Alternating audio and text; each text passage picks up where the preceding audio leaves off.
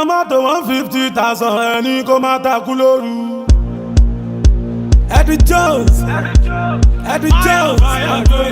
Tonight I'm ready to rock somebody. Konnichiwa minasan, o genki desu ka? Ouais, depuis le début, je fais genre je sais parler japonais. C'est la première vidéo face cam de la chaîne et aussi l'occasion pour moi de me présenter à vous. Moi, c'est quoi? Je suis béninois et j'ai 24 ans, titulaire d'une licence en génie mécanique et énergétique qui ne m'a jamais servi et aujourd'hui entrepreneur dans le secteur du divertissement. Les deux n'ont rien à voir, je sais. Alors, comment j'en suis venu à me lancer sur YouTube? Pour comprendre cela, revenons quelques années en arrière. Courant 2017, j'entrais fraîchement à l'université et je découvrais le monde atypique des youtubeurs manga tels que le chef otaku Ryo Sensei, Afro Roshi. J'ai directement accroché et je prenais un plaisir fou à suivre leur contenu chaque semaine parce que j'étudiais dans une localité reculée où pendant un bon moment je n'avais personne avec qui parler de manga, que ce soit pour les scans, les animés de saison, les films. J'étais câblé à toutes les reviews. Au fur et à mesure que le temps passait, au fil de mes discussions avec mes amis otaku, on me disait souvent qu'avec toutes les connaissances que j'avais sur les mangas, je pourrais ouvrir une chaîne YouTube. Quand j'entendais ça, j'éclatais de rire parce que pour moi, YouTube, c'était les pros produisent et moi, je consomme. Je ne me voyais pas créer du contenu en permanence, stressé pour savoir si telle ou telle vidéo allait marcher, être connecté en permanence pour gérer son audience. Déjà que je détestais les réseaux sociaux, investir énormément de temps pour un résultat qui n'est pas toujours garanti, surtout que du temps, j'en avais à peine pour me reposer. Bref, pour moi, être YouTuber, c'était mort. Puis vint ce week-end de novembre 2020 où mon meilleur ami en visite chez moi me dit « Ah, j'ai créé une chaîne YouTube. » Je dis « Comment ça ?» Et il me montre. Effectivement, il avait commencé à publier du contenu sur du gaming. À cet instant, le verrou qui me faisait penser qu'un Africain ne pouvait pas créer du contenu sur YouTube a sauté. On a passé la soirée à discuter de tout ce qu'il pouvait créer comme concept et des vidéos qu'on pouvait faire ensemble sur tel ou tel sujet. Après son départ ce soir-là, je n'ai pas dormi. Les idées ne cessaient d'affluer dans ma tête et je les notais au fur et à mesure. Et ça a continué toute la semaine.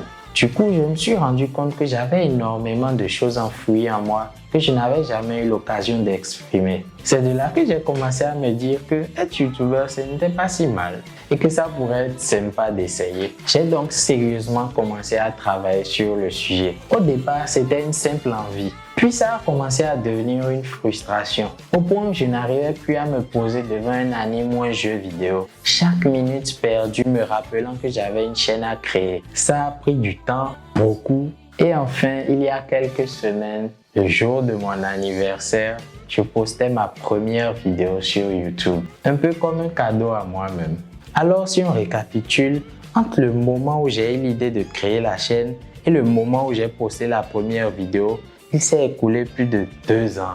2 ans, putain. Et qu'est-ce qui m'a pris autant de temps pour créer cette chaîne?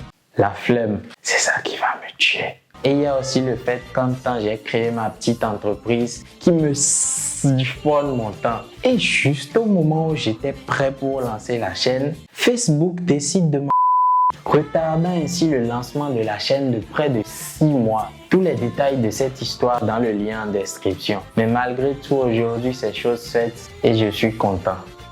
Maintenant, quel est mon but avec cette chaîne? À vrai dire, je n'ai pas créé cette chaîne pour devenir une star de YouTube. En 2023, tout a déjà été fait. Je ne vais pas réinventer l'eau chaude. Comme dit plus tôt, je l'ai surtout créé pour partager le trop plein d'informations que j'ai en tête depuis des années. Et il y a aussi le fait que je ne suis pas toujours d'accord avec les analyses que font les YouTubeurs que je suis. C'est donc l'occasion pour moi d'exprimer mon point de vue en vidéo. Et qui sait, à force, j'inspirerai peut-être d'autres Africains à se lancer dans le YouTube manga game et à faire bien mieux que moi.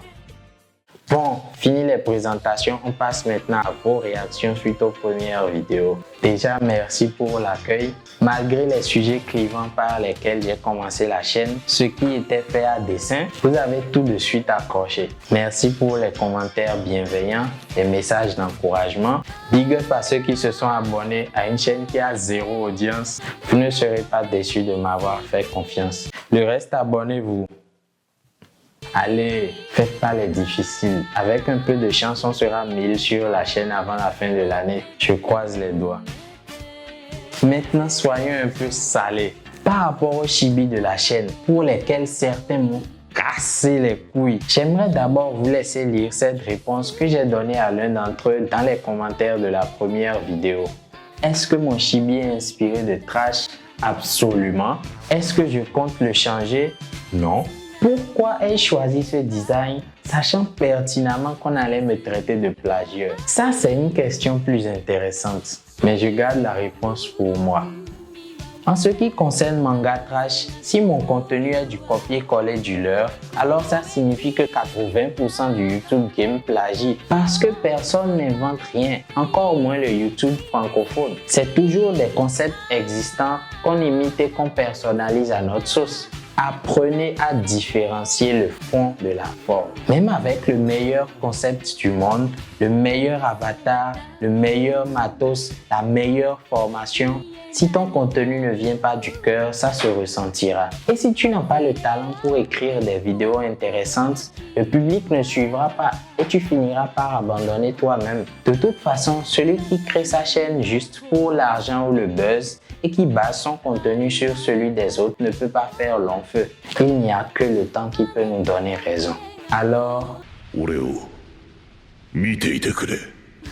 beaucoup ont aussi dit que j'avais une voix de merde. Merci du compliment. Et désolé pour vous, mais c'est ma voix dans la vraie vie. Je ne souhaite pas whiteiser pour me donner un genre que je n'ai pas. Et je n'allais pas m'empêcher de me lancer parce que ma voix n'est pas parfaite. Et c'est ce qui freine beaucoup d'entre vous, les gars. Vous recherchez la perfection dès le début et vous avez honte des débuts modestes. Il n'y a qu'une seule manière de s'améliorer. C'est de pratiquer. Et je crois que j'ai quand même fait des progrès depuis la première vidéo. Et ce n'est pas prêt de s'arrêter. Bon, assez parlé, la vidéo ne va pas faire 30 minutes non plus. J'aimerais quand même que vous vous présentiez aussi en commentaire tous les abonnés afin que je sache qui me suit. Et dites-moi aussi quel sujet vous souhaiteriez que je traite dans les prochaines vidéos. Je vous lirai tous. Quant à moi, je vous dis à la semaine prochaine pour une nouvelle vidéo. C'était Naro Baz. Je me sens comme libéré d'un poids.